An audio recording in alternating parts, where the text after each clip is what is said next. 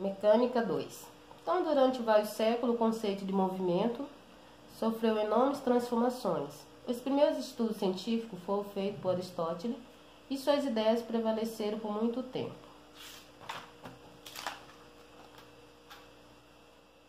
Então, a evolução do conceito de movimento. Então, para Aristóteles, o estado natural de um corpo é o repouso. Assim, para alterar tal estado e colocá-lo em movimento, é necessário atuar uma força sobre esse corpo.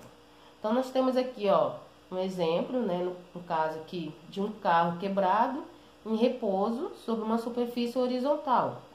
Se algumas pessoas empurrarem o carro, ele entrará em movimento.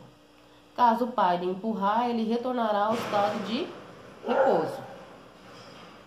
Sem aplicação de uma força, não existe movimento. Depois nós temos aqui, Galileu e as novas ideias sobre o movimento. No final do século XVI e início do século XVII, as ideias de Galileu, em 1564 e 1642, mudaram completamente o conceito de movimento. Para Galileu, um corpo tende a permanecer em repouso caso esteja em repouso. No entanto, se o corpo estiver em movimento, sua tendência natural é de permanecer em movimento. Então, nós temos aqui, um exemplo de uma moça, de um rapaz, que um carrinho sobre ela, se você empurrar, ele entrará em movimento. E quando parar de empurrar, ele irá percorrer uma certa distância e depois parar. Então, assim, para Galileu, se um corpo está em repouso, sua tendência natural é ficar em repouso. No entanto, se um corpo estiver em movimento, sua tendência natural é continuar em movimento. Tal tendência natural é a chamada de inércia. Então, a inércia é a tendência de um corpo de permanecer em repouso, se já estiver parado, ou de permanecer em movimento retilíneo, uniforme, se já estiver em movimento. Então, temos aqui duas situações. Quando estamos no interior de um automóvel, este freia bruscamente. O que ocorre com o nosso corpo? Então, é o primeiro caso. E quando o automóvel encontra-se parado e arranca bruscamente, que é o segundo caso. Então, na primeira situação, nosso corpo estava em repouso em relação ao automóvel. No entanto, estava em movimento em relação ao solo. Durante a frenagem, a tendência do nosso corpo é de permanecer em movimento devido à inércia. Assim, o nosso corpo é o que? Lançado para frente. Na segunda situação, o nosso corpo estava em repouso em relação ao automóvel e ao solo. Devido à inércia, quando o carro arranca bruscamente, nosso corpo tende a permanecer em repouso, assim é lançado para trás.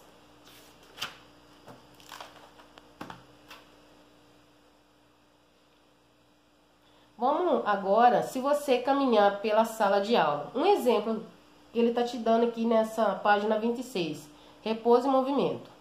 Então, se você caminha pela sala de aula com sua mochila nas costas e pergunta para um amigo sentado em uma carteira, se a sua mochila está em movimento, qual deveria ser a resposta dele? Pode parecer um pouco estranho, mas a resposta correta que seu amigo deveria dar é depende. A resposta completa deveria ser em relação à minha pessoa, a mochila está em movimento, mas em relação a você que carrega a mochila, ela está em repouso. Talvez essa tal resposta seja considerada um pouco formal, mas ela está totalmente correta. Agora aqui, considere agora uma pessoa sentada na beira de uma estrada, observando um ônibus passando por ela. Podemos fazer muitas perguntas. O passageiro sentado no ônibus está em movimento ou em repouso? O motorista está em movimento ou em repouso? E a pessoa sentada na beira da estrada está em movimento ou em repouso? Então, para todas essas perguntas, a resposta é sempre a mesma. Depende do referencial adotado. Em relação ao ônibus, os passageiros e o motorista estão em repouso. mas em relação à terra, eles estão em movimento. Já as pessoas que estão sentadas na beira da estrada, já a pessoa que está sentada na beira da estrada, em relação à terra, está em repouso. Em relação ao sol, por exemplo, ele está em movimento. A ideia de que o movimento só pode ser definido após a escolha de um referencial é a base do princípio da relatividade de Galileu e explica, entre outras coisas, como é difícil para nós perceber o movimento da Terra. Então aqui nós temos agora o princípio fundamental da dinâmica, que no caso seria o que? A segunda lei de Newton.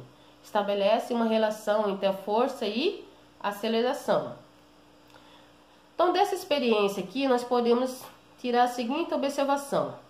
Para o mesmo corpo, a intensidade da força aplicada e da aceleração são diretamente proporcional. Então eu tenho aqui uma massa, né, de um corpo. O rapaz está aplicando uma força, então tanto a aceleração como a força está tendo o mesmo sentido. Uma força de mesma intensidade aplicada ao corpo da massa diferente provocará aceleração diferente.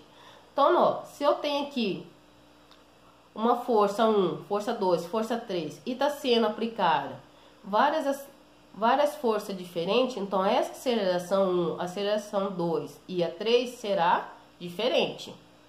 A aceleração e a força têm a mesma direção e o mesmo sentido.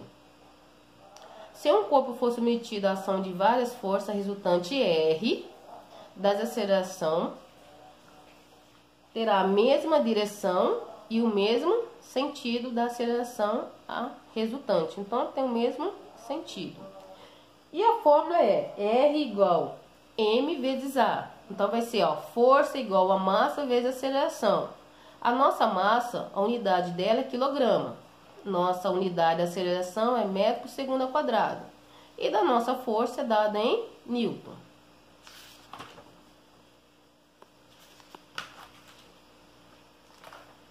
Temos agora o princípio da ação e reação, que é, cada ação sempre corresponde a uma reação de mesma intensidade e a mesma direção em sentido oposto. Então, para que duas forças formem um par de ação e reação, elas devem ter a mesma intensidade, ter a mesma direção, ter sentido opostos, vir sempre aos pares, não existe ação sem reação, surgir simultaneamente ao mesmo tempo, ter a mesma natureza e estar aplicado em corpos diferentes. Né? Um exemplo disso podemos notar, se você dá um murro numa parede, o que vai acontecer?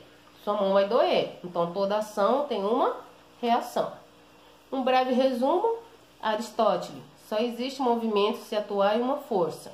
O repouso é o estado natural de um corpo.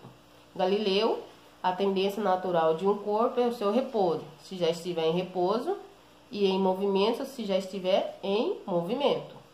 A inércia é a tendência de um corpo permanecer em repouso, se já estiver parado, ou de permanecer em movimento retilíneo, uniforme, se já estiver em movimento, princípio da inércia.